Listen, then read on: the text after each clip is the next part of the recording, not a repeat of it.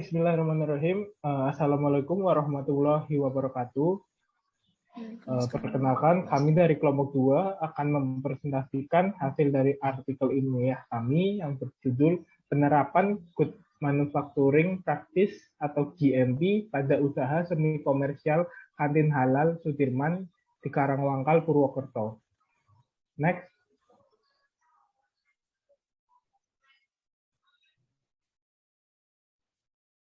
Sebelum memulai pembahasan, perkenalkan kami dari kelompok 2 yang beranggotakan Tias Anissa Nurchania, NIM A1C0190027, Yanuar Rahman Mulyawan dengan NIM A1C01901, Bobi Pratama Mulya dengan NIM A1C0190059, kemudian Sri Rahayu dengan NIM A1C0190077, dan yang terakhir Muhammad Rifki Nurmanda dengan NIM A1C0190085. Next.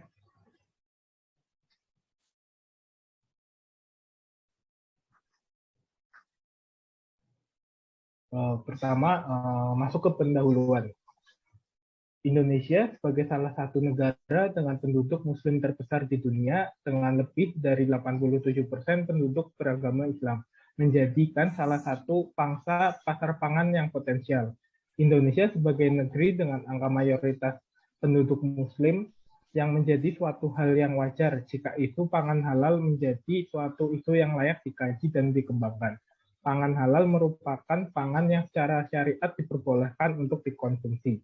Hal tersebut sesuai dengan ayat Al-Quran pada surat Al-Baqarah ayat 168 yang menyatakan, "Hai sekalian manusia, makanlah yang halal lagi baik dari apa yang terdapat di bumi, dan janganlah kamu mengikuti langkah-langkah syaitan. Karena sesungguhnya syaitan itu adalah musuh yang nyata bagimu."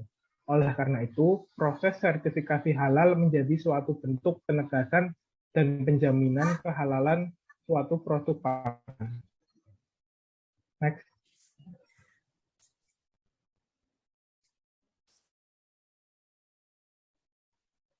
Proses produksi pangan yang baik perlu memperhatikan berbagai aspek. 6 prinsip higien sanitasi makanan menyangkut kebersihan alat, cara penyimpanan, cara pengolahan, cara penyimpanan dingin, cara pengangkutan, serta cara penyajian makanan. Dikutip dari Suryono dan Budiman tahun 2010. Berbagai kriteria proses pengolahan pangan yang baik telah diturunkan menjadi indikator-indikator spesifik dalam cara produksi pangan yang baik, disingkat CPPB. Dalam Peraturan Menteri Perindustrian dengan mempertimbangkan Good Manufacturing Practice atau GMP dan Hazard Analysis and Critical Control Points atau HACCP, cara produksi pangan yang baik CPPB adalah pedoman yang menjelaskan bagaimana memproduksi pangan agar aman, bermutu, dan layak untuk dikonsumsi. Dikutip dari BPOM tahun 2014. Next.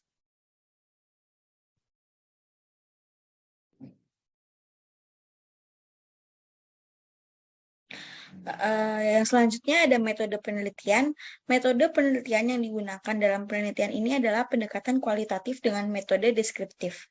Metodologi adalah proses, prinsip, dan prosedur yang kita gunakan untuk mendekati problem dan mencari jawaban. Dikutip dari Mulyana 2008. Menurut Sugiono tahun 2007, metode penelitian kualitatif merupakan suatu penelitian yang digunakan untuk meneliti pada objek yang alamiah di mana peneliti adalah sebagai instrumen kunci. Teknik pengumpulan data dilakukan secara gabungan, analisis data bersifat induktif, dan hasil penelitian kualitatif lebih menekankan makna daripada generalisasi. Tujuan dari penelitian deskriptif ini adalah untuk membuat deskripsi, gambaran atau lukisan secara sistematis, faktual, dan akurat mengenai fakta-fakta, sifat-sifat, serta hubungan antara fenomena yang diselidiki. Teknik pengumpulan datanya yaitu menggunakan dengan cara wawancara.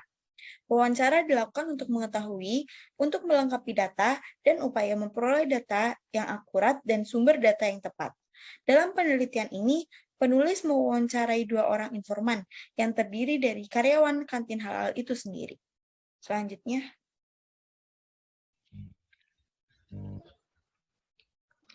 Selanjutnya ada hasil lokasi kantin halal Sudirman berlokasi di depan LPPM Unsud, Jalan Dr. Suparno, Karangwangkal, Kecamatan Purwokerto Utara, Kabupaten Banyumas. Lokasi ini berada di tempat yang strategis, di mana jauh dari pabrik, halaman sekitar yang terawat dengan baik, serta jauh dari sumber pencemaran atau penyakit. Kantin halal bertempat di ramai penduduk, terutama mahasiswa, sehingga menjadi daya tarik tersendiri bagi mahasiswa untuk membeli makanan di kantin halal, ditambah dengan harganya yang tidak terlalu mahal. Kemudian ruang produksi, struktur bangunan berdirinya kantin halal terbuat dari kotak peti kemas yang didesain sedemikian rupa hingga menjadi dapur. Dapur kantin memiliki sejumlah jendela dan ventilasi udara yang berfungsi sebagai keluar masuknya udara. Tempat makan para konsumen berletak di atas dapur dan sekitar dapur. Oleh karena itu, struktur penyangga dapur dibuat dari kotak peti kemas yang berbahan baja agar kuat menopang kursi dan tempat duduk di atasnya. Namun, dengan menggunakannya kotak peti kemas menyebabkan ruang produksi menjadi sempit dan kurang leluasa. Hal ini menyebabkan panas yang berlebih dan kurang kondusifnya situasi ruang produksi.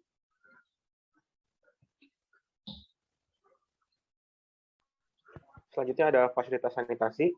Fasilitas sanitasi yang terdapat pada kantin halal cukup lengkap, mulai dari tempat cuci tangan beserta sabunnya, trash bag, kanebo, dan lap dapur. Fasilitas ini guna mendukung kebersihan dapur ataupun sekitarnya.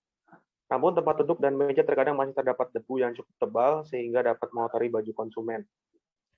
Di dalam dapur terdapat ventilasi sebagai keluar masuknya udara, namun terkadang terdapat lalat yang masuk melalui ventilasi udara yang menyebabkan kurang higienisnya makanan. Hal ini dapat diatasi dengan menggunakan cahaya biru atau perangkap lalat yang terpasang di langit-langit dapur. Selanjutnya ada mesin dan peralatan. Alat-alat yang digunakan untuk memasak hidangan terdapat kulkas, panci, blender, dispenser, showcase, dan lainnya. Namun terdapat beberapa alat yang kurang bersih yang menyebabkan menurunnya tingkat mutu dari produk makanan. Alat-alat yang digunakan untuk memasak harus dibersihkan kembali agar pemasakan berikutnya tidak tercampur oleh sisa makanan atau minuman yang pertama.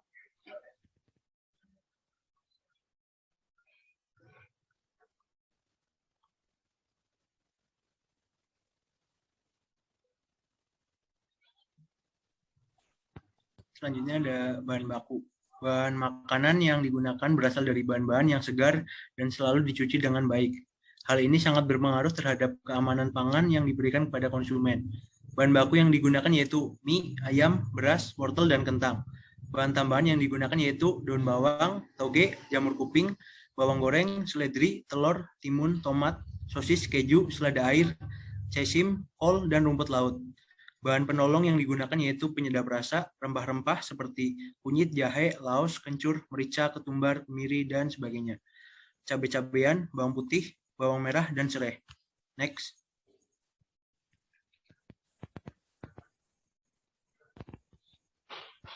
Selanjutnya ada produk akhir.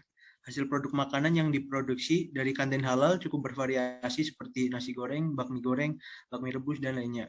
Serta minumannya yang cukup beragam seperti taro, lemon tea, red velvet, dan lainnya.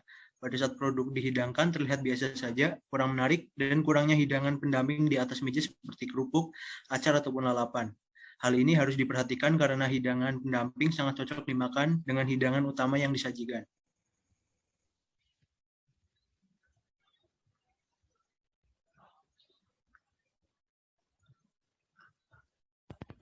Baik, yang terakhir ada kesimpulan.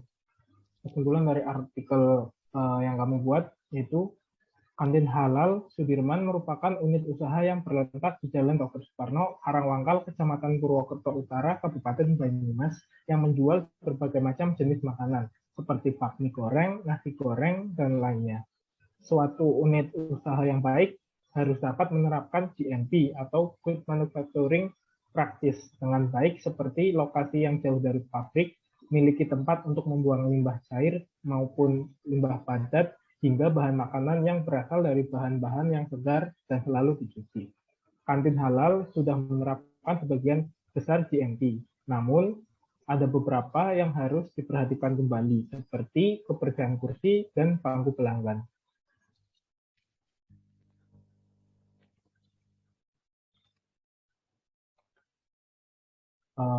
Cukup sekian presentasi dari kelompok kami terkait GMP. Kurang lebihnya mohon maaf.